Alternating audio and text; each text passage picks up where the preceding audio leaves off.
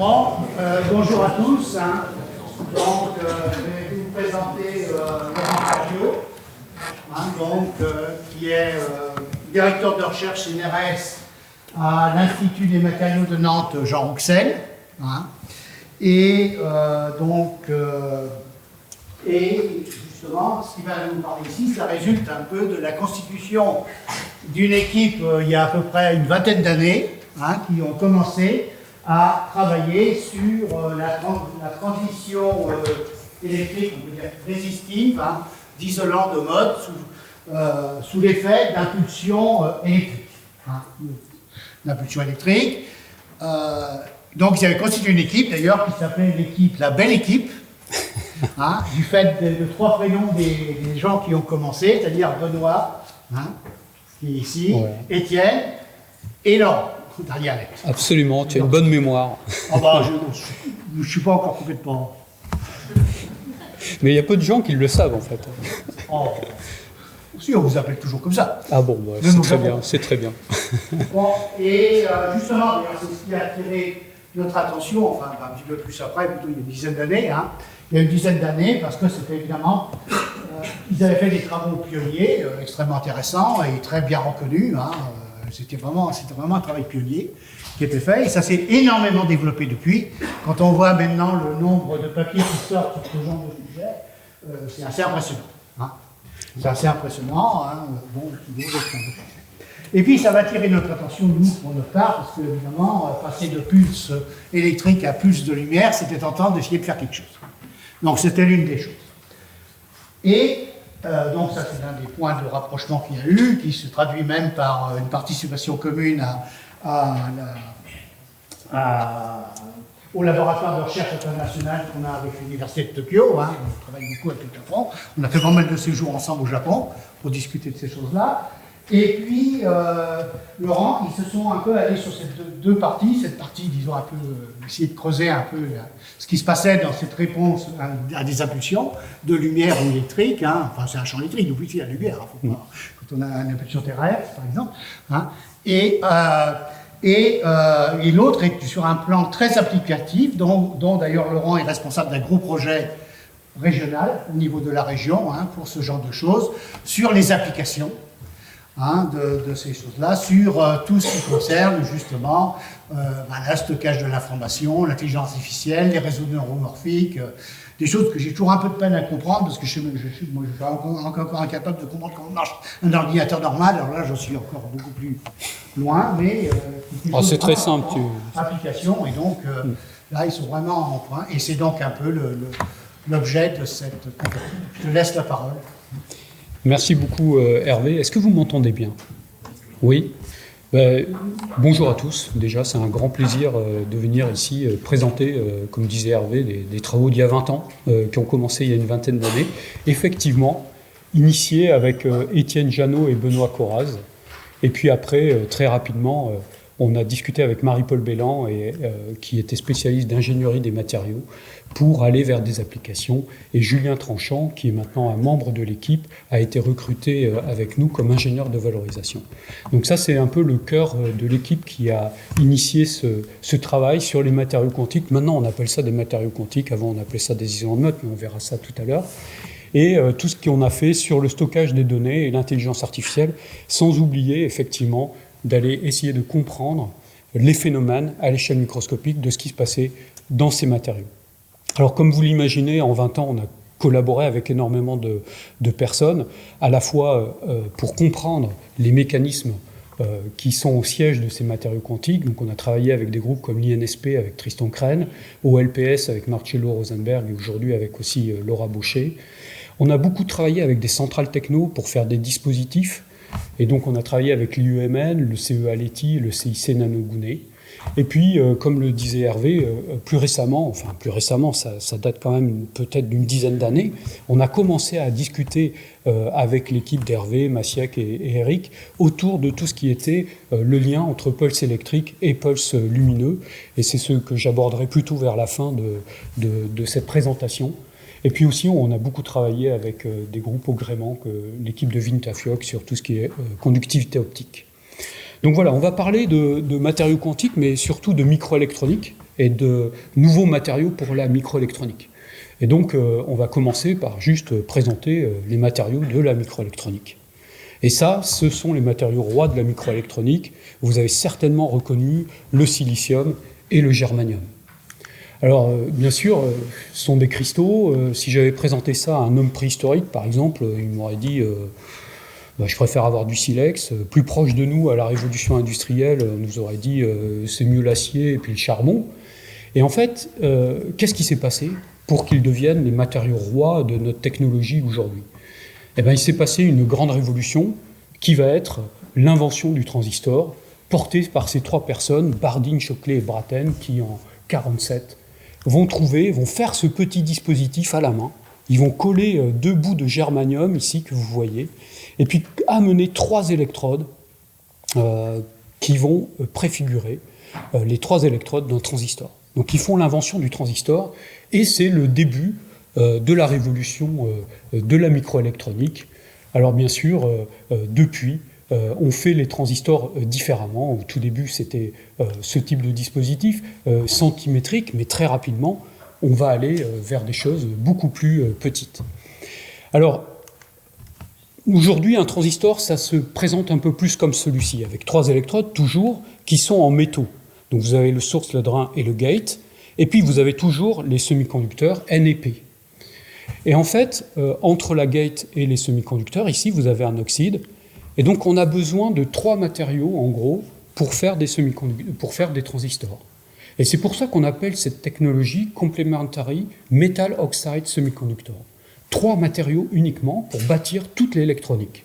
Et donc, la grande question qu'on peut se poser, c'est est-ce qu'on a besoin d'autres matériaux? Nous, on travaille dans un institut des matériaux. Si on n'a pas besoin d'autres matériaux, on va faire autre chose.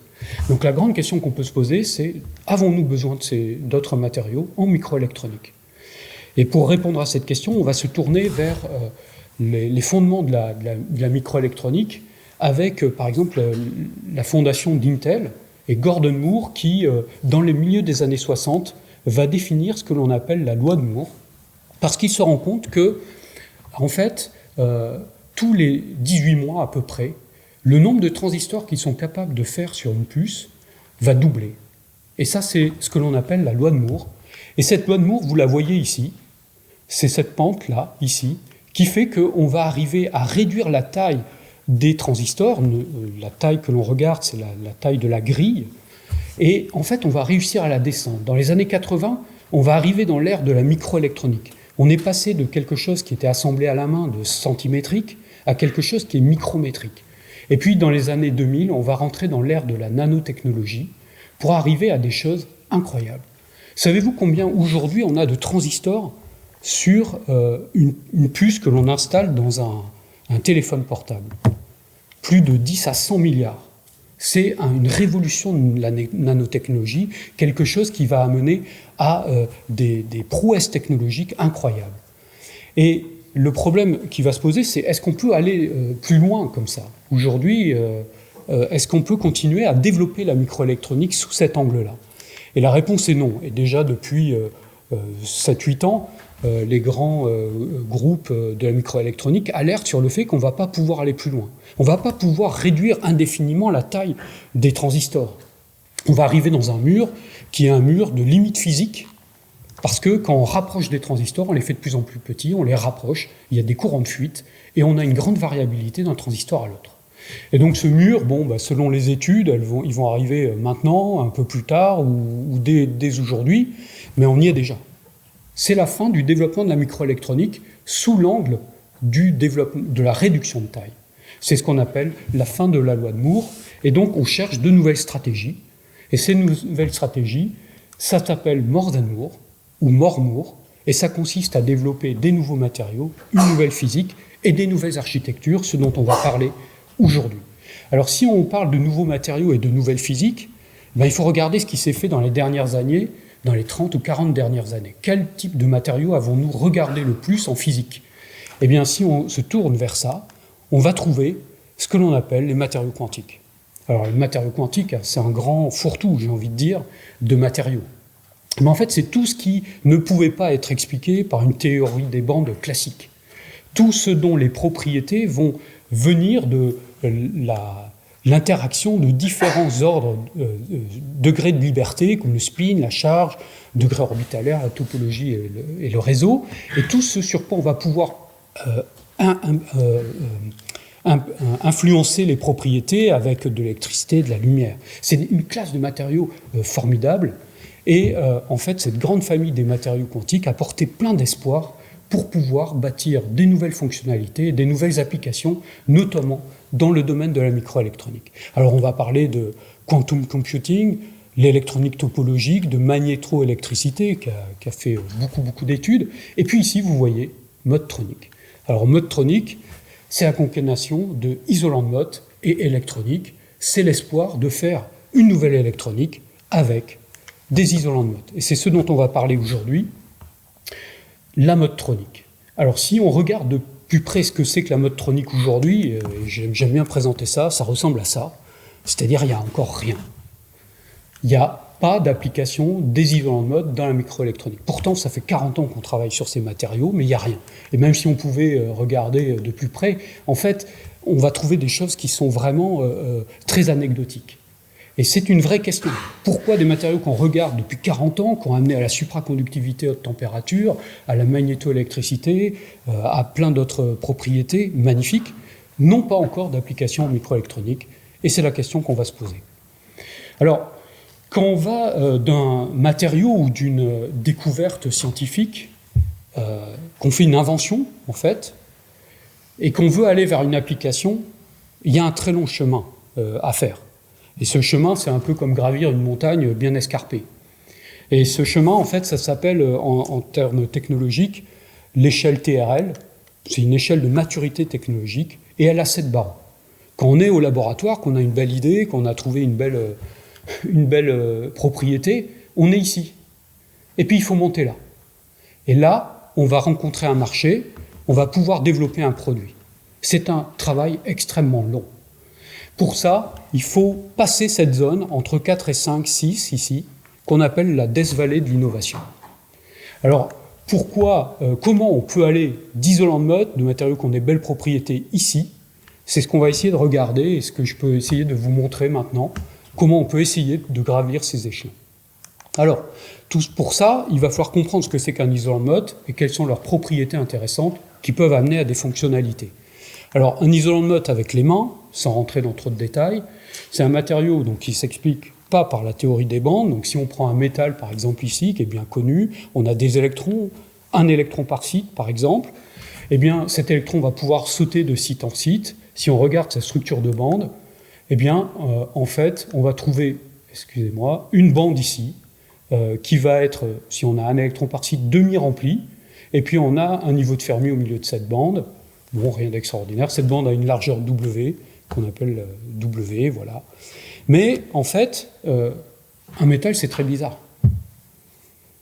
Un métal, il néglige quelque chose d'extrêmement important, c'est que deux charges de même nature se repoussent. Donc, c'est quelque chose qui est vraiment surprenant.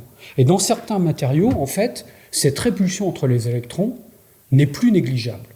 Et elle prend le relais et elle pilote les propriétés.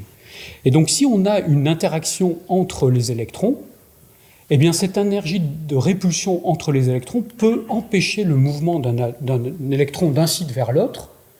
Et cette énergie de répulsion, qui est une énergie électrostatique, appelée l'énergie de U bar U, ouvre un gap au niveau de Fermi entre ce que l'on appelle la lower et la upper U bar band. Ça, c'est la définition niveau 0 de l'isolant de Mott. Mais ça explique ce qui se passe. C'est on gèle les électrons sur site par la corrélation électronique. C'est ça la définition la plus simple d'un isolant de Mott. Alors, bien sûr, il peut y avoir une graduation entre un métal et un isolant de Mott, et on peut jouer sur le rapport entre l'énergie U de répulsion électronique et la largeur de bande. Et si on arrive à jouer là-dessus, eh ben on va arriver à un moment où on va passer du métal à l'isolant. Ça, c'est quelque chose d'extrêmement intéressant. Une transition isolant-métal, c'est une fonctionnalité qui est très intéressante pour des applications. Je rappelle qu'un transistor ne fait ni plus ni moins avec 3 électrodes. La 3e électrode est là pour faire une transition isolant-métal du dispositif. Donc si on arrive à le faire avec un matériau unique, on a quelque chose de très intéressant pour la microélectronique. Alors, comment on casse un isolant de Mott? Eh bien, il y a deux façons dans la littérature qui sont très simples pour casser un isolant de Mott. On peut soit appliquer de la pression. Si on applique de la pression, qu'est-ce qu'on fait? On prend les atomes, on les rapproche ensemble. En faisant ça, en fait, on maximise, on augmente le recouvrement orbitalaire ou ce qu'appellent les physiciens l'intégrale de transfert, qui est directement relié à la largeur de bande. Donc on augmente le terme W ici. Et en faisant ça, à un moment donné, les deux sous-bandes de Hubbard vont se recouvrir, donner naissance à un pic de quasi-particules, je ne vais pas rentrer dans les détails, mais restaurer de la métallicité. Alors ça, c'est la première façon de casser un isolant de Mott, c'est ce qu'on appelle bandwidth control, insulator to metal transition. Et puis il y a une autre façon de casser l'état isolant de Mott, c'est de jouer sur le remplissage électronique. Quand on remplit, en fait, on joue sur la chimie du matériau, eh bien on peut faire un dopage électronique. On change un atome par un autre. Ça, c'est très connu, par exemple, dans les cuprates. La supraconductivité, c'est un dopage de type P des cuprates. Eh bien, là, ici, par exemple, on peut rajouter des électrons. Si on arrive à le faire, on a déjà payé l'énergie de répulsion électronique, on restaure l'état métallique. Ça, c'est ce qui s'appelle Filling Control Insulator to Metal Transition. On a ici une transition isolant-métal qui fait pareil qu'un semi-conducteur.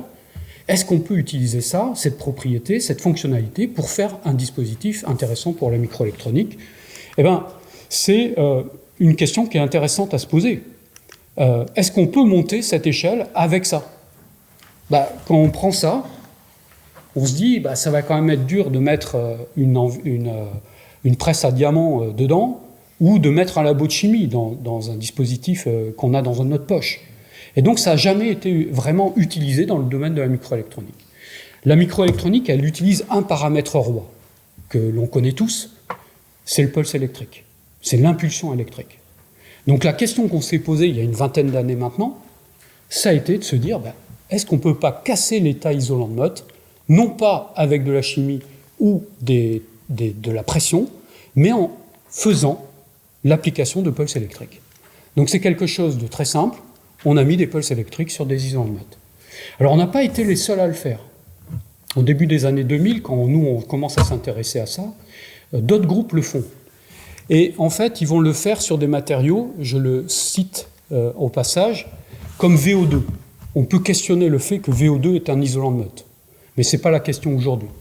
Ici, VO2 a un diagramme de phase qui est représenté ici, où il y a une phase monoclinique isolante à basse température, une phase rutile métallique à haute température. Il y a une transition de phase ici, et en fait, en appliquant un pulse électrique quand on est monoclinique ici, juste en dessous de la transition, en appliquant un pulse électrique, on peut traverser cette transition par un effet Joule. Et on induit une transition isolant-métal en passant cette transition. Bon, ça c'est quelque chose qu'on pourrait faire dans n'importe quel matériau, il n'y a pas besoin d'être un isolant de Mott ou d'un matériau corrélé. De la même façon, des gens se sont mis à étudier des cuprates, des manganites, et ont montré que l'oxygène de ces matériaux, qui peut être légèrement non stoichiométrique, peut être, par un phénomène d'électromigration, déplacé dans le matériau.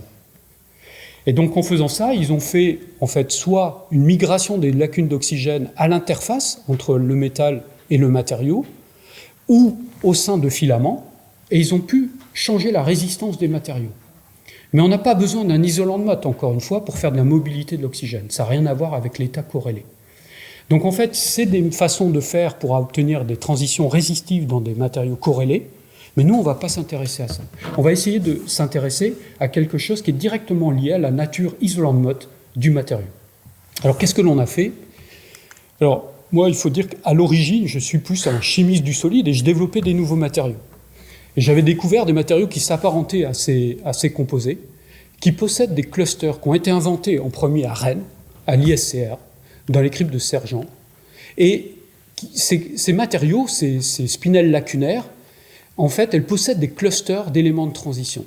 Ces clusters sont très intéressants quand ces matériaux sont par exemple à base de vanadium, donc GaVKT8, parce que si on regarde la structure électronique de ces clusters, eh ben, ils possèdent un électron non apparié dans l'orbital supérieur ici. Et en fait, si on regarde ces matériaux, ce qui se passe, c'est qu'on fait la structure de bande de ce matériau et on trouve qu'il y a 3 niveaux, il y a un électron, on a un 6e rempli, on a une bande demi-remplie en bas, là, ici.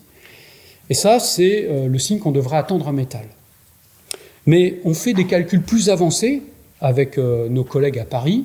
On fait de la DMFT qui traite la corrélation et on prend en charge la corrélation et on voit s'ouvrir un gap dans la structure électronique montrant que ces matériaux en fait sont des isolants de Mott.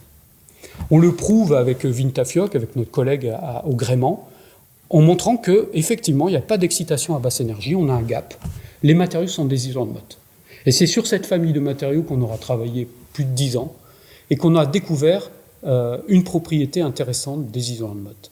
Ces matériaux, comme vous le voyez, ils ont des très petits gaps. Ils ont des gaps de l'ordre du 10e dV, 10 fois plus inférieurs que dans la majorité des isolants de Mott qui sont plutôt de l'ordre de quelques EV. Et ça va nous permettre de faire une découverte. On va prendre ces matériaux, les synthétiser. Mon collègue Benoît est un expert en mesure de transport. On va coller des électrodes et regarder ce qui se passe sous pulse électrique dans ces matériaux. On va appliquer un pulse électrique et ici vous voyez la réponse en fait du matériau, de la résistance du matériau pendant le pulse électrique. Et vous voyez qu'on a mesuré avant et après la résistance, il ne s'est rien passé pendant le pulse électrique, on a juste mesuré qu'il a la même résistance. Rien d'intéressant, c'est juste ennuyeux. Mais dès lors qu'on va passer cette ligne bleue, là, ce qu'on appelle un threshold field, eh bien on voit quelque chose de complètement différent. Au milieu du pulse, vous voyez une transition résistive, la résistance perd un facteur 100, et c'est quelque chose qui arrive très subitement et qui se fait en quelques centaines de nanosecondes. Et puis quand on relâche la tension ici, ce qui se passe, c'est que le matériau revient tranquillement à son état natif, en quelques 600 microsecondes dans ce cas-là. Alors, ça, c'est ce qu'on avait appelé une transition de Mott électrique volatile. Elle n'est pas permanente. Mais si on augmente encore la tension, ce que l'on voit apparaître, c'est un deuxième régime où finalement la transition résistive devient quasi permanente ou métastable à temps infini. On pense qu'il n'y a pas de différence entre ces deux transitions, c'est simplement la métastabilité qui est de plus en plus accentuée. Donc voilà, on a trouvé quelque chose qui se passe dans un isolant de Mott avec un champ électrique. Alors, bien entendu, on a essayé de comprendre ce qui se passe. Et là, je vais faire une histoire longue de façon très courte. Comme on sait faire de la chimie, on a joué sur cette famille qui est vraiment magnifique. On peut jouer sur l'élément M, sur l'élément Q ici. Le tantalum, le vanadium et le niobium sont l'élément de transition qu'on peut changer, puis on peut changer le soufre, sélénium, tellure. Ça fait qu'on a toute une famille sur laquelle on peut faire varier le gap du matériau. Et en fait, on a regardé s'il y avait ce champ seuil évoluer en fonction du gap du matériau. Et ce que l'on a vu apparaître, c'est qu'effectivement, il y a une évolution du gap avec le matériau, du champ seuil avec le gap du matériau. Et ça, en fait, ça va être une clé. Parce que cette évolution, c'est une loi de puissance avec un exposant 2, 2.5 ici, du gap. Et ça, cette propriété est déjà connue dans la littérature. Et ce que l'on a vu, c'est que dans les semi-conducteurs, c'est quelque chose de déjà connu. Dans un semi-conducteur, quand vous mettez un champ électrique, ce qui se passe, c'est que vous accélérez les électrons, et par impact ionization, vous créez de nouveaux porteurs. Et ce phénomène multiplie le nombre de porteurs encore et encore, jusqu'à ce que l'on atteigne un facteur de multiplication de l'ordre de 10 puissance 10, et à ce moment-là, il y a un brusque passage à l'état métallique, c'est ce qu'on appelle le phénomène d'avalanche dans les semi-conducteurs, qui se crée par la création massive d'électrons chauds. Et ce phénomène, en fait, vous voyez que dans tous les semi-conducteurs classiques, il a quelque chose qui est en loi de puissance, en fonction de l'évolution du champ seuil en fonction du gap, est en loi de puissance. Tout comme dans nos matériaux. Donc on a pu montrer, faire une évidence expérimentale qu'on avait un phénomène d'avalanche. On a poussé ça dans ce papier-là que je n'ai pas le temps de détailler. Et là, dans ce papier, on a montré que ça se faisait avec des états intermédiaires dans le gap, grâce à des états intermédiaires dans le gap. Je vous dis ça parce que cette année, alors qu'on a été très, très critiqué sur ce modèle, des gens commencent à s'intéresser en particulier au niveau théorique sur les travaux que l'on a faits et ont pu montrer qu'effectivement, à partir de calculs de DMFT, on peut avoir un phénomène d'avalanche dans les matériaux qui est lié à la création d'émissions de phonons. Donc voilà, on a les premiers travaux théoriques qui donnent une assise très importante à ce phénomène d'avalanche. Alors, je ne vais pas insister là-dessus, je vais juste vous montrer maintenant ce qui se passe dans le matériau quand on a le phénomène d'avalanche. Et on a fait des modélisations avec notre calcul, avec des calculs utilisant un phénomène d'énergie landscape, avec nos collègues de Paris. Et en fait, voilà ce qui se passe quand on met sous champ électrique un isolant de Mott. On voit apparaître tout d'un coup des zones où on a une transition, ici c'est des zones bleues, métalliques, et la création d'un filament métallique au sein du matériau. Alors, avec ce modèle, qui est un peu phénoménologique, on va réussir à décrire tout ce que l'on a observé dans nos expériences. Typiquement, que le temps que met la transition pour arriver dépend de la tension que l'on applique, et ça c'est exactement ce que l'on a observé dans toutes nos expériences. Alors il y a d'autres choses, mais je n'ai pas le temps d'expliquer tout en détail. On a un accord qui est très bon entre cette théorie et toutes nos mesures expérimentales, et on prouve aussi, en traitant tous les isolants de Mott à petit gap, qu'on a la même phénoménologie dans tous les matériaux. Bon. Donc pour faire un petit résumé, on a une transition résistive qui est soit volatile, soit non volatile. Quand elle est volatile, qu'est-ce qu'on a ? On a une formation d'un filament qui disparaît après le pulse électrique. Et puis quand on est non volatile, ce que l'on s'imagine, c'est qu'on a un filament qui se crée et qui reste après l'application du pulse électrique. Donc s'il reste quelque chose après l'application d'un pulse électrique, on doit pouvoir le mesurer. Et c'est ce que l'on a cherché à faire et à comprendre ce qui se passe. Alors on a fait du STM avec nos collègues à Paris, donc à l'INSP, et on regarde la surface d'un matériau fraîchement clivé, donc tout ça c'est fait sur des cristaux, et puis vous voyez que la surface du matériau est particulièrement sans aucune caractéristique particulière, c'est juste la même surface électronique. Par contre, une fois qu'on a fait un pulse électrique, on n'observe plus du tout la même chose. On voit que dans certaines régions, se sont créées des zones rouges ici qui sont métalliques. Et donc on a créé à l'échelle locale des zones métalliques dans le matériau. Donc ça on a fait le pulse électrique, on a clivé le matériau là où on pensait qu'il y avait les filaments et on révèle ça. Donc c'est ce qui se passe au cœur du matériau. Donc on a des zones métalliques que l'on peut aussi créer avec la pointe du STM et effacer avec la pointe du STM. Je n'ai pas le temps de montrer tous ces travaux. Ce que je veux vous montrer, c'est ce qui se passe vraiment dans le matériau. Enfin, qu'est-ce qu'on apprend de cette expérience ? On crée des zones métalliques. Ici, je vous donne de façon schématique le diagramme de phase de GaTA4 et C8, c'était le matériau qu'on a étudié. Il est isolant de Mott jusqu'à une pression qui est de l'ordre de 5 gigapascales. Ça, c'est des travaux qui ont été faits en Allemagne qui avaient montré ça. Et puis, ils deviennent métal corrélés au-delà de cette pression. Et à basse température, il y a une poche de supraconductivité qui apparaît. Et donc on s'est demandé, mais notre matériau là, il devient métallique, est-ce qu'il ne serait pas un métal corrélé ? Et s'il est métal corrélé à basse température, on pourrait peut-être voir de la supraconductivité.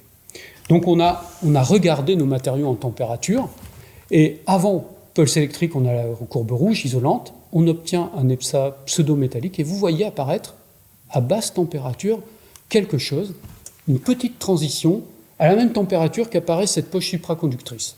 Donc on a mis un champ magnétique pour voir si elle disparaissait. Une des choses qui montre que c'est un état supraconducteur. Et effectivement, on peut effacer cette transition avec un champ magnétique. Ça, c'est un premier élément, qui n'a pas été convaincant auprès des référies pour monter dans un très grand journal, mais que l'on a une supraconductivité qui est granulaire. Et donc que notre matériau, il est sous pression, comprimé, au sein du filament. Alors, 10 ans, on aura mis 10 ans pour aller chercher la réponse ultime de ça, en faisant des expériences directes. Et pour ça, on va se pencher sur VDO3.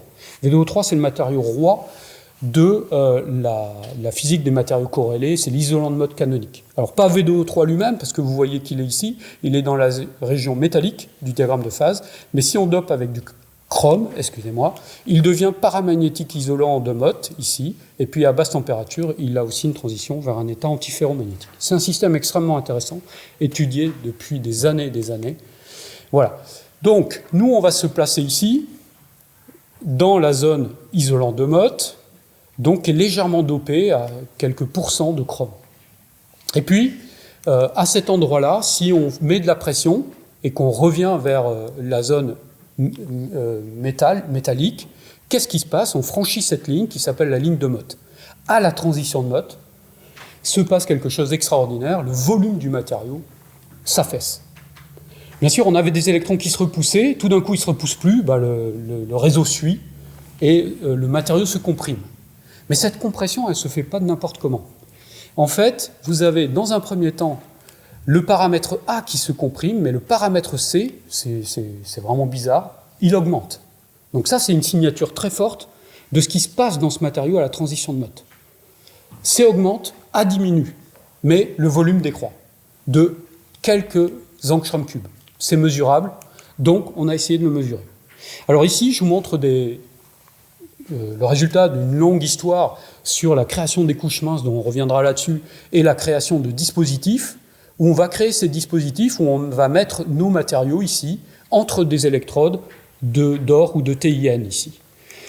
Alors, dans ce cas-là, elles sont espacées de 20 microns, et puis on va faire une étude AFM de cette bande qui possède notre matériau isolant de Mott, V2O3 chrome.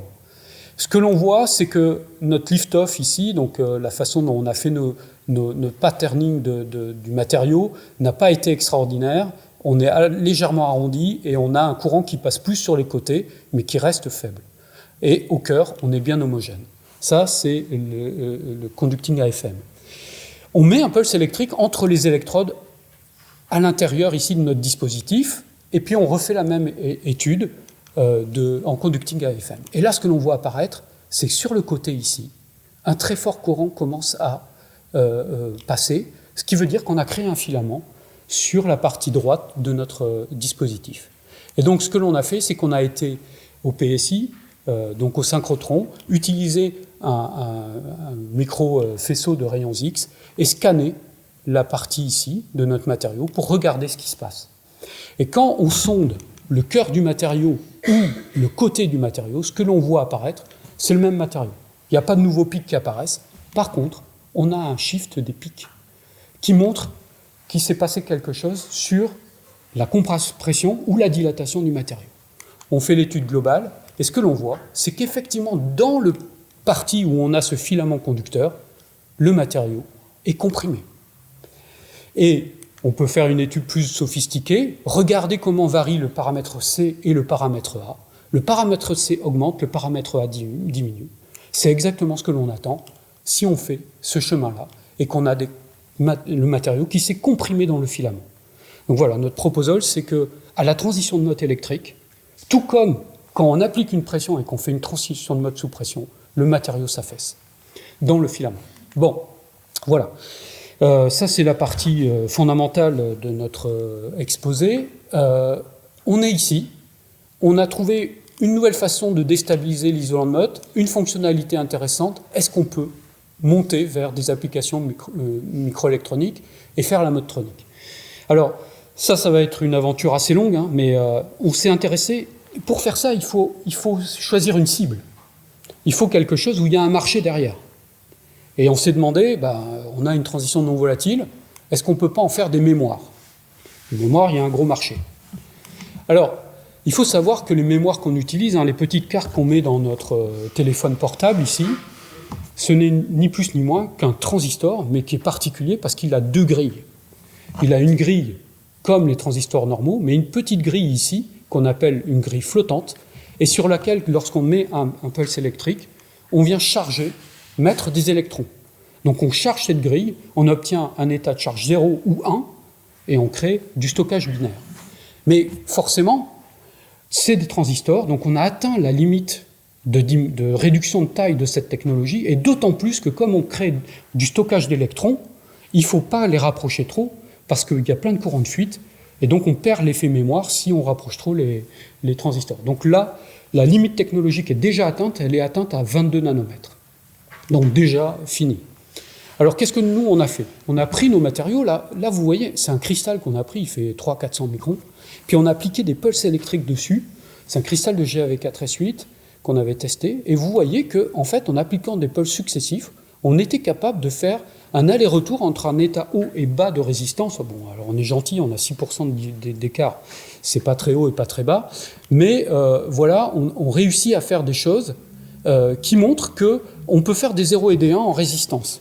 Ça préfigure ce que l'on appelle, dans ce moment-là, la naissance des RRAM, pour Resistive Random Access Memory. Et il y a plusieurs matériaux qui vont être testés, et nous, on va tester nos isolants de mode pour ça, et on va breveter ces choses-là, parce que, justement, ça a cette possibilité de faire ces RRAM, et qu'il faut remplacer la flash. On sait qu'il y aura un saut technologique. L'histoire d'après, c'est d'aller vers des dispositifs, et justement, déposer ces matériaux en couche mince, c'est de vérifier qu'on a les propriétés en couche mince, et non pas que sur des cristaux. Donc, qu'est-ce qu'on fait? On dépose V2O3, mais GAV4S8 au début, et puis on teste ces matériaux. Et ce que l'on a fait récemment, c'est tester toute la solution solide, vanadium chrome.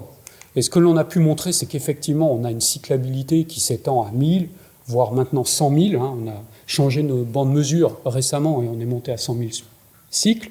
Et on a, en fait, ici, vous voyez ce qu'on appelle la Cumulative Distribution Function, c'est comment se distribuent ces états. Vous voyez quelque chose de très raide sur l'état haut. On reviendra là-dessus, mais c'est quelque chose d'extraordinaire. Et puis, ce qu'on a fait dans cette série, on a changé les gaps et montré que la différenciation entre l'état haut et l'état bas, qui était de 6% sur nos cristaux, peut atteindre des facteurs 1000, voire 10 000, en changeant le gap. Plus on a un état haut, qui est haut en résistance, plus notre différenciation entre les niveaux est grande. Ça, c'est très intéressant. Et puis, enfin, on teste la reproductibilité de dispo à dispo, puis aussi la temps de rétention de l'information de l'état haut et de l'état bas. On montre qu'elle est de plus de 10 ans. Donc ça, c'est quelque chose qui nous amène à montrer que, face à la flash, on atteint maintenant des endurances qui sont du même ordre. Bon, là, quand j'avais fait le slide, c'était 10 000, mais on est monté à plus de 150. On a des tensions qui sont plus faibles pour écrire et effacer. Et puis, on a des temps qui sont extrêmement plus courts que pour la technologie flash. Donc, en principe, on a quelque chose qui est très compétitif par rapport au remplacement de la flash, qui a généré, à l'époque, quand on montrait les premiers résultats de ça, un grand intérêt des sociétés de microélectronique. Et on a engagé une collaboration avec le CEA Leti et ST pour pousser plus avant la maturité technologique de nos mémoires. Et pour ça, on a été au CEA faire des wafers, 20 cm ici, où on a intégré nos mémoires sur des transistors. Alors, c'est très très long à faire. C'est quelque chose qui prend des années et des années de monter en technologie comme ça. Ce que l'on a pu montrer sur ces wafers, c'est en particulier un élément important, c'est que la variabilité de l'état haut, alors ici c'est un résultat qui était préliminaire à l'époque, mais je vous l'ai montré tout à l'heure, on a un état haut qui varie très peu par rapport aux autres technologies qui veulent attaquer le marché, comme les technologies Oxram, à partir d'oxyde. Et ça a fait que le CEA Leti avait fait un commentaire là-dessus, où on a réduit par 10, voire plus, la variabilité des états, ce qui en fait est un point clé pour avoir des mémoires qui fonctionnent. C'est ce qu'on appelle le bit error rate. On réduit le bit error rate. Donc c'est un avantage concurrentiel très important. Alors ça, c'était pour les mémoires de Mott. On est arrivé à peu près à 5-6, et puis on s'est dit qu'est-ce qu'on peut faire d'autre avec ces matériaux-là. On est au début de la naissance de tout l'engouement pour l'IA. Donc on s'est posé cette question, est-ce qu'on ne peut pas faire quelque chose pour le neuromorphique et les applications neuromorphiques, avec notamment cette transition volatile. Et là, on s'est posé beaucoup de questions. Et une des raisons de s'intéresser à l'IA, je vais vous la donner maintenant, c'est la consommation de l'électronique. Aujourd'hui, on est ici, on consomme à peu près l'équivalent de l'énergie électrique de l'Inde avec nos dispositifs électroniques, ce qui commence à faire une belle proportion d'énergie. Mais si on regarde par rapport à l'énergie qu'on produit sur Terre, ça reste peut-être 10 000 fois, 100 000 fois plus faible. Ce n'est pas quelque chose de très important aujourd'hui, impactant à nos yeux aujourd'hui. Par contre, si on regarde des bouquins comme ça, qui font la prospective sur les semi-conducteurs, les prédictions sont alarmantes. Parce que ce qui est prédit, c'est que d'ici 15 ans, moins de 15 ans, en fait, la production de nos systèmes électroniques, avec l'engouement de l'IA, avec le traitement de données massives, la production énormément de data et le stockage de ces données, eh bien, on dépasse la production mondiale d'énergie. Alors bien sûr, on n'y arrivera pas parce qu'on ne va pas arrêter de se chauffer ou d'utiliser notre voiture pour juste utiliser un ordinateur plus puissant ou pour stocker des trucs, avoir des objets connectés dans tous les sens, parce que c'est ça dont on parle. C'est l'IoT, l'Internet of Things, c'est l'IA, le traitement massif des données. Vous savez que les serveurs aujourd'hui consomment une énergie drastique et ça ne va pas s'arrêter. Cette année, je crois que le patron de Tesla a fait une annonce là-dessus. Pendant l'été, il a dit attention, il faut faire quelque chose sur l'énergie qu'on consomme avec les dispositifs électroniques. Donc voilà, on en est là. Alors on va faire une expérience pour comprendre comment on peut faire pour diviser par 1000 en fait cette énergie. Comment on peut faire pour diviser par 1000, ce qui est un rapport drastique. Alors on va faire une petite expérience pour essayer de comprendre comment on peut faire. Voilà, l'expérience est terminée. Je pense que vous avez tous reconnu un serpent. Oui? Bon, voilà. Donc vous avez même reconnu que c'était un serpent à sonnette. Et en fait, si on compare ce que peut faire un supercalculateur et une souris, pour la souris, c'est quelque chose qui est c'est la vie ou la mort de reconnaître un serpent. Donc elle a, en fait, dans son cerveau, réussi à mettre en place une reconnaissance extrêmement rapide de tout ce qui est serpent et autres. Un supercalculateur, aujourd'hui, peut faire à peu près la même chose, avec les mêmes performances. Il faut comprendre que c'est qu'à partir de 2012, il y avait un contest aux États-Unis, ImageNet, et à partir de 2012, les ordinateurs vont connaître une révolution, c'est le deep learning, l'introduction du deep learning pour la reconnaissance d'images, et c'est là que démarre l'engouement pour l'IA. Et donc ça fait pratiquement 10 ans que les ordinateurs sont aussi puissants, vont devenir aussi puissants que les humains pour faire de la reconnaissance. Ça, c'est pour la petite histoire. Mais voilà, on a une souris d'un côté, un supercalculateur de l'autre. Ils ont les mêmes compétences, mais par contre, l'un dépense 3 watts, l'autre 10 kW, 40 kW. On a nos facteurs 1000. Donc c'est ça la révolution qui est en œuvre avec l'IA. C'est essayer de basculer d'une architecture d'ordinateur actuel que l'on connaît sous le nom de von Neumann et qui sépare la mémoire du CPU et en fait qui exige un changement, un aller-retour d'informations énorme entre la mémoire et le CPU.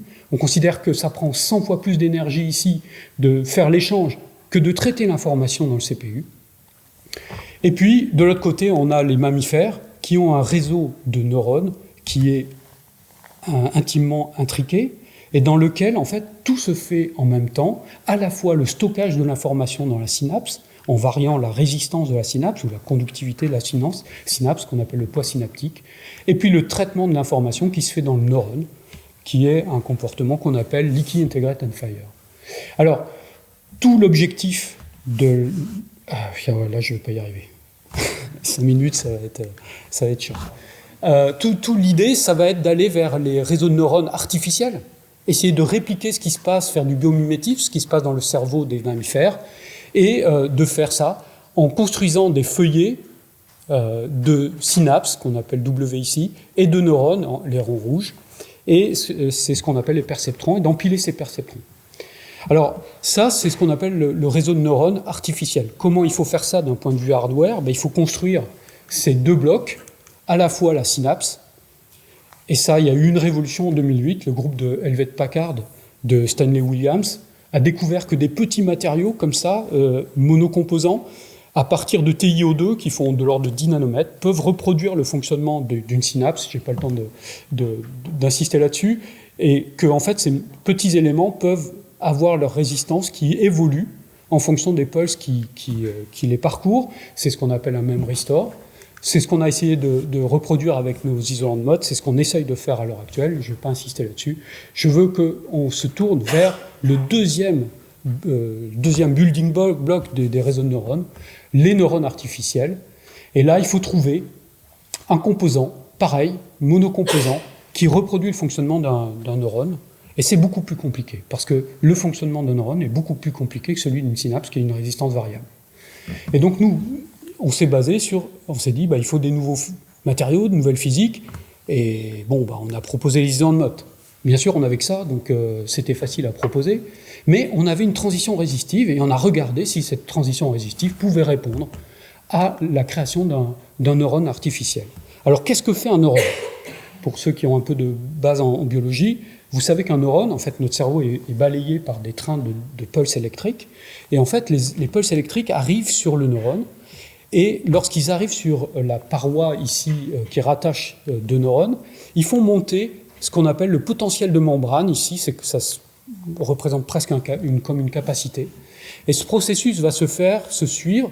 Ce que l'on voit, c'est qu'entre deux pulses, le potentiel de membrane décroît. Et en fait, tout ça s'enchaîne jusqu'à ce que la tension de membrane atteigne un threshold. Et donc à ce moment-là, le neurone est excité et il balance un potentiel d'action. C'est ce qu'on appelle les trois fonctionnalités du neurone. Intégrateur, donc integrate, il fuit, leaky, et il fire, donc il déclenche un pulse. Donc c'est le phénomène leaky, integrate and fire. Et donc si on veut faire un neurone artificiel, il faut qu'on trouve un matériau qui a des propriétés physiques qui permettent d'avoir un threshold et qui reproduisent ces trois choses, leaky, integrate and fire. Et donc c'est ce qu'on a regardé avec notre transition résistive. Donc ici, je vous remontre une transition résistive, on met un pulse de tension, on obtient une transition résistive au milieu du pulse, là, au bout de 70 microsecondes, et en fait on balance un pulse de courant dans le circuit. Donc déjà on a un seuil, on a un threshold. Mais pour savoir si on fait de l'intégration, il faut se faire avec des pulses plus courts, pour savoir si en mettant, par exemple, passant d'un pulse unique long à des pulses courts, on arrive à reproduire ce phénomène. Ici, on passe de 100 microsecondes à 15 microsecondes, il ne se passe rien, on n'attend rien puisqu'on est en dessous du moment où il y a la transition résistive. Si j'ai un phénomène d'accumulation, si je mets plusieurs fois ce pulse à la suite, je vais réussir à faire déclencher quelque chose. Et effectivement, je déclenche un pulse de courant ici. Donc ça veut dire qu'on a intégré le signal électrique. Donc nos matériaux, par eux-mêmes, intègrent le signal électrique. Et on peut s'en convaincre parce que si on augmente le temps du pulse, ici, de 15 à 20 microsecondes, on a besoin de moins de pulse pour avoir la transition et le pulse de courant. Et de la même façon, si on éloigne les pulses encore plus longtemps, on a besoin de plus de pulse parce qu'on a laissé plus de temps à la relaxation. Ça veut dire quoi? C'est que notre matériau, par lui-même, il fait leaky, integrate and fire. Et donc, il peut être considéré par lui-même, un tout petit morceau de notre matériau, un petit cristal de notre matériau, comme un isolant de mode artificiel. Et je crois que quand on a breveté ça, on avait fait le premier neurone artificiel monocomposant qui existait depuis. Il y en a énormément.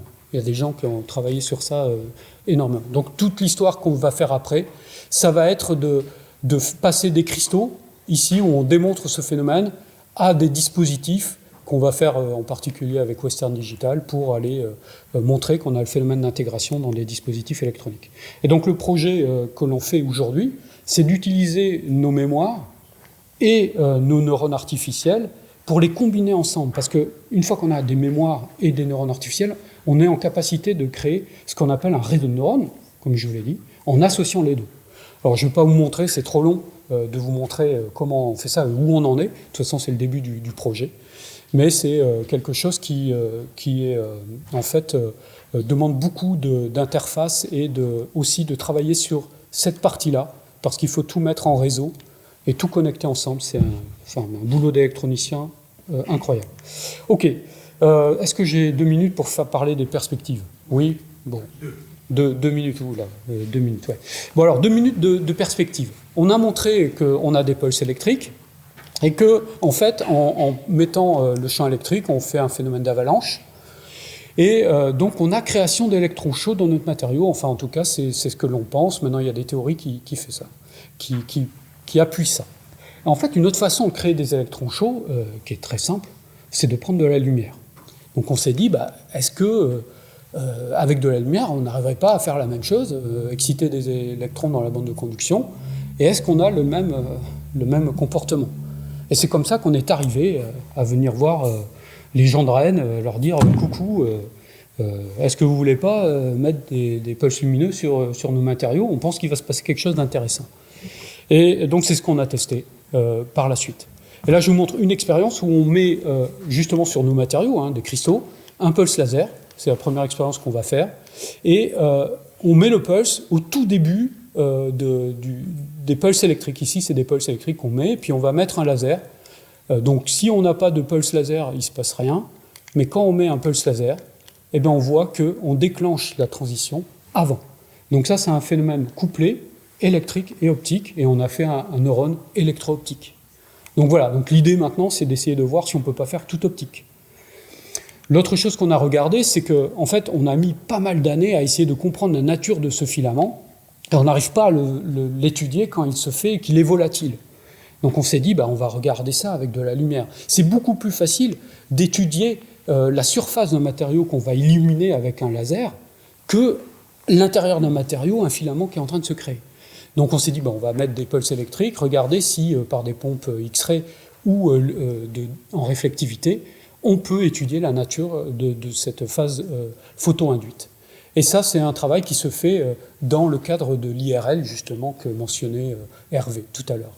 Et ce qui a été découvert, et c'est un papier qui est en train d'être soumis, c'est que sur V2O3, dans la phase AFI ici, donc dans cette partie-là, quand on illumine le matériau, nos couches minces là, eh bien, on a découvert un truc assez exceptionnel, c'est que le matériau présente, quand on suit à la fois en réflectivité ici et en diffraction des rayons X résolus en temps, une transition de phase.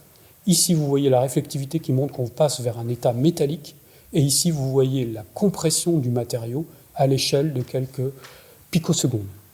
Et donc ça, c'est un résultat majeur qui, on l'espère, va être publié très rapidement, mais c'est un résultat qui montre qu'il y a un parallèle entre les pulses lumineux et les pulses électriques.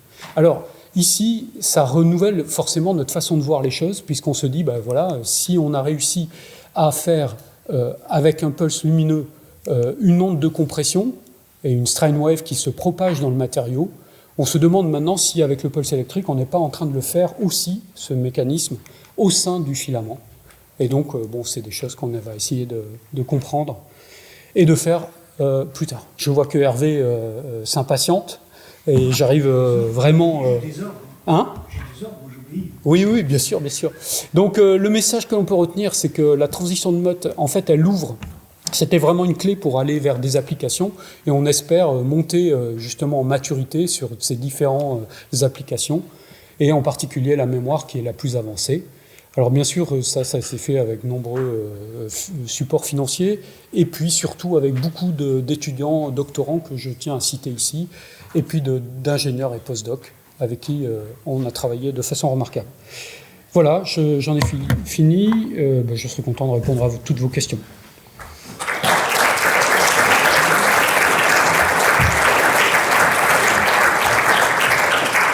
Merci beaucoup. Merci beaucoup. Ton exposé était vraiment très pédagogique. Merci. C'était bien dans l'esprit disons, de ces conférences générales.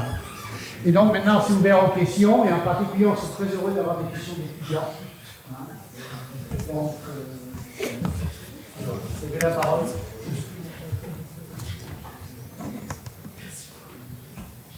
Non. Bon, je vais commencer. Quand tu regardes VO2, c'est vraiment si différent la réponse que tu as. Que tu as dit que c'était juste... parce que beaucoup de gens travaillent encore beaucoup sur VO2. Hein, et tu as quand même... tu as parlé d'effet Joule.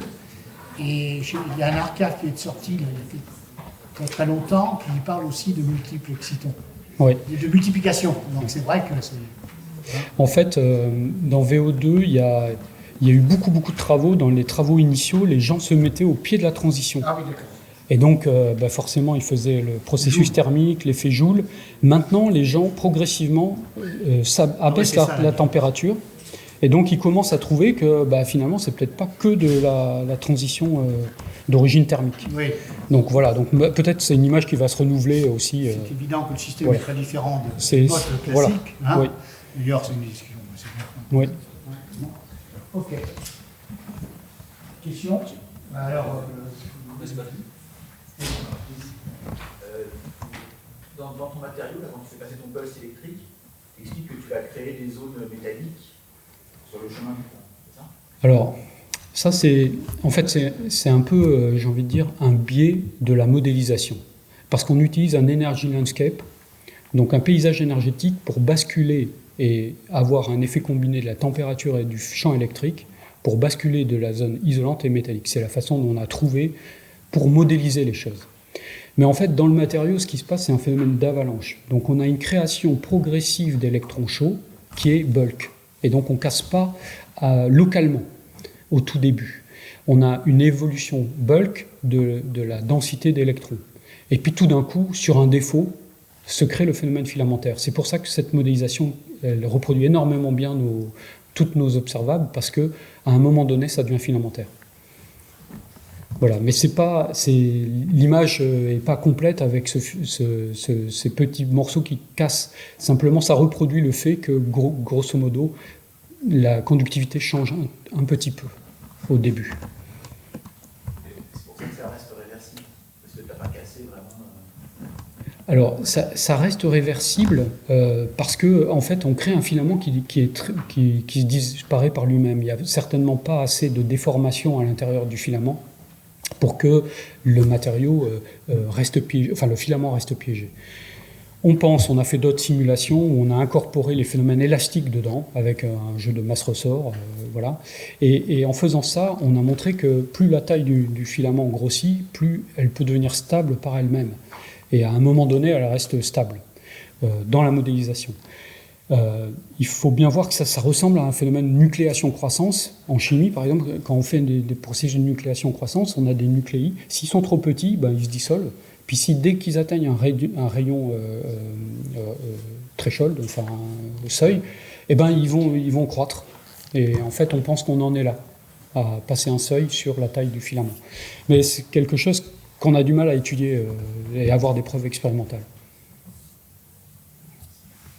Moi j'ai une question très basique. Oui. Comment tu estimais le facteur 1000 de croissance sur l'énergie sur le long terme?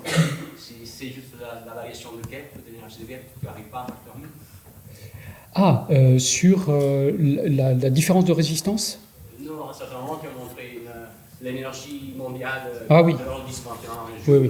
La pente qui montait. Oui. Alors comment on l'a fait tomber d'un facteur 1000? En fait, c'est pas une estimation, c'était dans le bouquin dont je parle, qui était cité en référence, où il montre cette évolution de la consommation liée aux objets électroniques. La réduction de 1000, en fait, il y a une limite physique sur la création d'un bit, l'énergie liée à la création d'un seul bit d'information, il y a une limite physique, dont j'ai oublié le nom, qui donne de toute façon qu'on n'arrivera pas à la baisser plus. De toute façon, il y a une énergie minimale. Et donc un facteur 1000, c'est au-dessus de cette énergie minimale. Et en fait, le facteur 1000, c'est plutôt dans la microélectronique ce que les gens espèrent atteindre. C'est plutôt le seuil qu'ils voudraient avoir. Et c'est vrai que ça vient aussi de la comparaison avec le cerveau. D'autres questions? Je vérifie encore. Dernière question un peu plus pointue.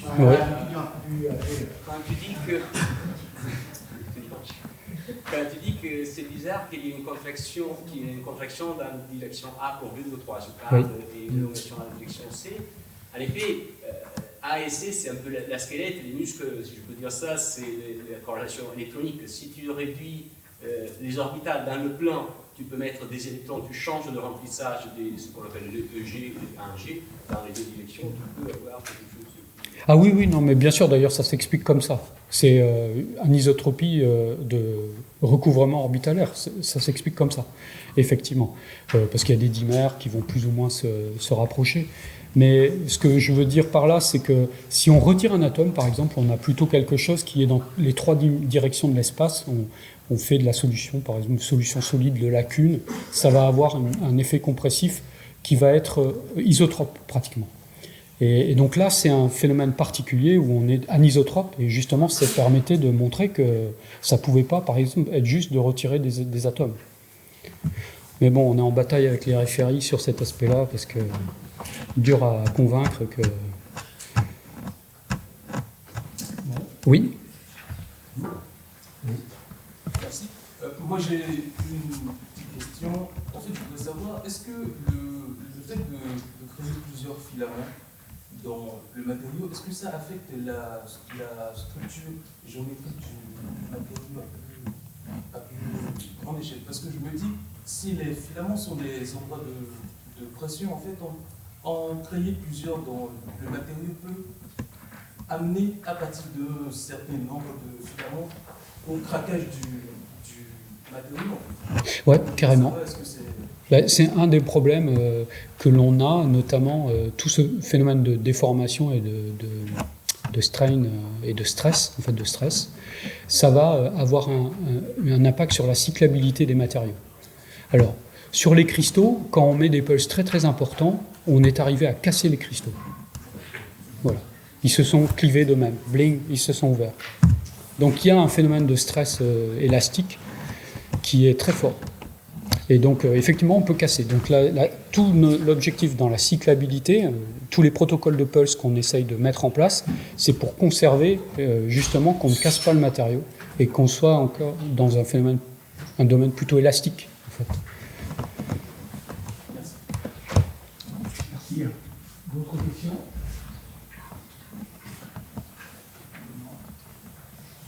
Juste une dernière. On a l'impression que la répartition des filaments est assez très aléatoire. Alors oui, en fait c'est sur des défauts. Une sorte d'organisation des phares élastiques, une organisation un peu périodique. Qu'est-ce que j'ai en tête? Parce que bon, c'est vrai que beaucoup de gens de transition résistive. Bon, il y a 25 ans, il y a eu un cours au Collège de France de Philippe Mézières qui a fait sur toutes les transitions de premier ordre, domaine, les cinétiques, et qui avait fait tout un chapitre sur les transitions résistives. Et il prévoyait justement, il parlait justement de la possibilité d'avoir des... Quand on fait une approche très phénologique, qui se dit que la théorie, à l'époque, justement, la constitution de domaines. Et je sais que dans certains systèmes de transfert de charge, ces domaines ont été observés. Pourquoi est-ce que ça ne marcherait pas dans votre cas, quoi? En fait, il y a plein de gens, parce qu'on n'est pas sur la seule technologie à se développer sur des transitions résistitives filamentaires.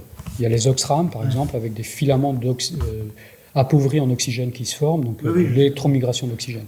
En fait, la façon de faire pour localiser proprement les filaments, c'est mettre des électrodes en pointe pour faire un effet de pointe, maximiser le champ électrique, et c'est là que ça part.